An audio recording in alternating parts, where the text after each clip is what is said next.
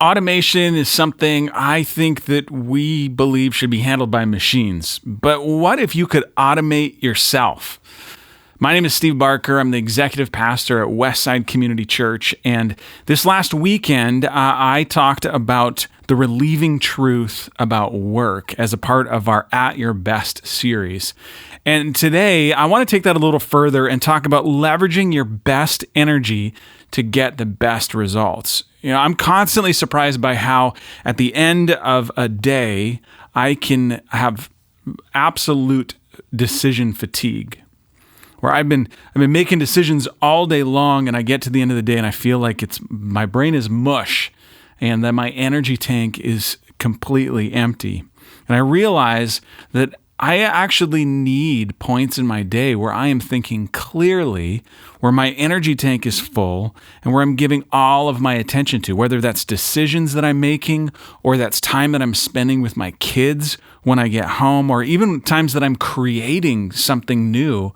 I need that energy to be at its peak. And the truth about time is that it's fixed, right? We can't change, we can't add more time to the day, but energy is fluid, and we can manage that energy. The question is, how do we put it to better use?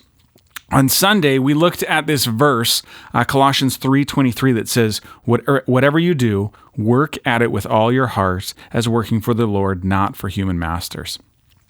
And this idea of working at it with all your heart takes some preparation. It takes some thinking. And forming good habits and strong rituals helps to automate small behaviors in our life that would otherwise slip through the cracks. One of, I think, the strongest benefits to beginning to add automation to your own life is that it creates the opportunity for better problem solving and creativity. Think about it like this. Have you ever had a moment in the shower where you were thinking, you had some creative thought, or some problem was solved because of the time that you had in the shower? Or that you realized that you couldn't remember if you washed your hair, that you were checking to see if it was clean? Because you were in an automation loop. You were in a habit loop where you didn't have to think about what you were doing in the shower. Your brain got to think about more important problems and tasks. That is a habit loop, and that's taking advantage of a habit loop. This idea of a habit loop comes from more extensive training on the Full Focus Planner that I talked about on Sunday. And I want to walk through the 4 parts of a habit loop. So the first part of the habit loop is the activation trigger. Think of this as like a cue. Maybe an example of that would be an activation trigger is that I pick up my phone. And when I pick up my phone, maybe my habit there, my response to picking up my phone is going on social media. Maybe you're like that.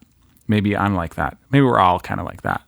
That you pick up the phone and that's the first thing you go to. Or maybe you walk into the kitchen.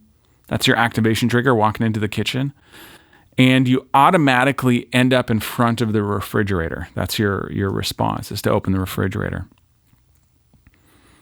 We talked about on Sunday this idea of transitions, and that transitions can be an activation trigger. Maybe it's you're walking through a doorway, or you are getting into a vehicle, going somewhere. Maybe you're going to work. And this idea of transitions, using transitions as an activation trigger, I think is a really smart move. So that's the first step, deciding what the activation trigger is. The second one is response. So when we have an activation trigger that we've decided is going to be that trigger, what is the response we want to install there? What new activity do we want to happen?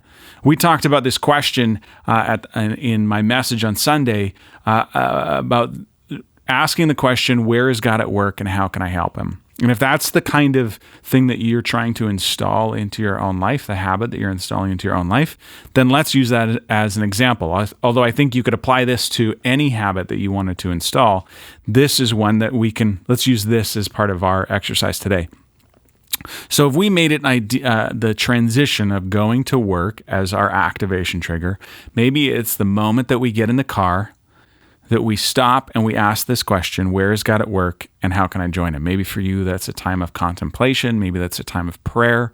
But that's the response that you want to initiate. So the first step in a habit loop is activation trigger. Second is response. The third one is reward.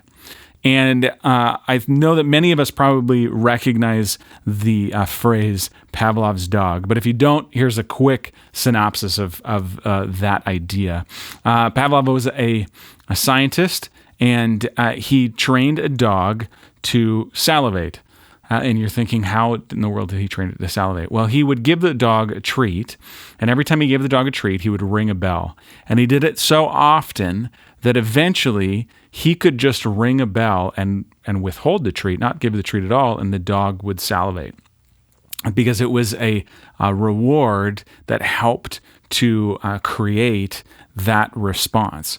And so this idea of reward, using a reward in your own life to install that habit, I think is a really powerful one. And that reward can be intrinsic. So you might think that, man, I usually start work kind of amped up and tense, and maybe you're going, I'm going to install this habit of asking the question, where is God at work and how can I help him? Maybe that gives you a sense of peace or perspective as you walk into work. That would be an intrinsic reward. An extrinsic reward may be something like, if I remember to do this when I get in the car, I'm going to buy myself a cup of coffee on the way to work. And if I forget to do it, I'm going to pull over and do it, and then I'm going to buy myself a cup of coffee. But this idea of reward going, I've got an activation trigger, a response, and then I'm going to reward it with something so that I help to install that. That's the first three steps. The fourth one is repetition. And repetition is the trick, because repetition is what begins to install that idea of ringing that bell, that every time that I get into my vehicle, that I'm automatic. I don't have to decide to do it. Eventually, it's just what I do. Repetition is absolutely key, and it depends on what it is that you're trying to install into your life, what habit you're trying to install into your life. Like drinking water, for example, if you want to start drinking water on a regular basis, that typically takes about 59 days. Eating healthy, 65 days. Exercising, 91 days, right? So that depends on what it is. It can take varying amount of time, but you'll know once you just start doing it by habit. And you can build these habits into all kinds of times and tasks during your day, right? Your morning ritual, when you first get up in the morning, maybe you normally go and grab a cup of coffee and you grab your phone and start reading the news. Well, maybe you can go, you know what? When I grab my cup of coffee in the morning, I'm going to install some other habit, maybe it's journaling, maybe it's reading the Bible, maybe it's reading something that you're trying to learn first thing in the morning. But a morning ritual is a great place to install a new habit. Transitions, like we've talked about, so going from one place to the next, starting something new, is a great place to install a new habit. Work day startups, so the very beginning of your work day, maybe that's you're going to check emails or you're going to check what the workload is for the day, but that very first task that you do, that you start to automate it. So you don't have to spend energy trying to decide, well, what do I do to start my day? You just install a habit that takes care of it for you. And you can spend your energy and your decision-making energy on other more important things. A lunch break is a great place to install a new habit. Going into your email or sending new emails, that's a great place to install a new habit. The end of your workday, just taking the last few minutes of your workday to plan out the next day. I know right now that has become a habit for me, that about a half hour before I'm wrapping up for the day, in fact, before I came to record this, is that I sat down and went, what's coming tomorrow? And planned out the things that I needed to accomplish tomorrow. Arriving home is a great place to install a new habit. I remember when I first got married, I worked across the parking lot from my house. Seemed great. I could walk to work, walk home for lunch. But the problem came when I didn't transition back to being home. I just walk in the door and I'd be in the same mood, same headspace as I was 2 minutes earlier when I left work. And I needed to install a pause there that made me transition from one thing to the next and make sure that when I got home, it wasn't work that was getting all my attention, but it was my new wife was getting all of my attention when I walked through the door. So that's a great arriving home, saying, I'm going to stop in the parking lot, I'm going to start my driveway, and I'm going to shut down one activity and transition to the next. Maybe you're going to give your kids attention as soon as you walk in the door. They're going to get undivided attention. That's a great way to install a new habit there.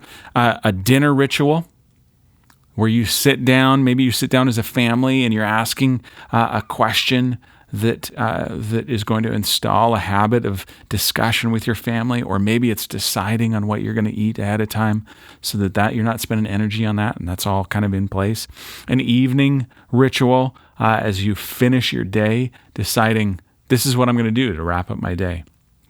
These are all great places where you can install a new habit, a new activation trigger, a new response that you want to have, install a new reward, and then repeat it. I get excited when I think about putting my energy into the things that I'm uniquely skilled at instead of the things that the little things I wish were a habit. I want to contribute what only I can contribute. So, what automation do you think you can insert into your life today? Thanks for joining me. Share this.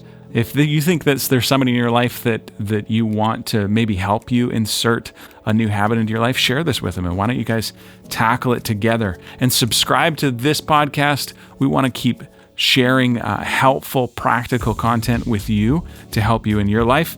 And if you haven't before, I would encourage you, join us at one of our online services, or if you're in the Portland, Oregon area, come to one of our in-person services. We would love to have you. Have a great week. We'll see you next time.